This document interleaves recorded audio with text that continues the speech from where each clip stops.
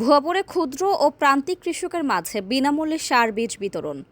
টাঙ্গাইলের ভুয়াপুরে ২০২৫-২৬ অর্থবছরের রবি মৌসুমে গম, সরিষা, সূর্যমুখী, চীনাবাদাম, শীতকালীন পেঁয়াজ, মসুর ও খেসারি ফসলের উৎপাদন বৃদ্ধির লক্ষ্যে ক্ষুদ্র ও প্রান্তিক কৃষকদের মাঝে বিনামূল্যে বীজ ও সার বিতরণ করা হয়েছে।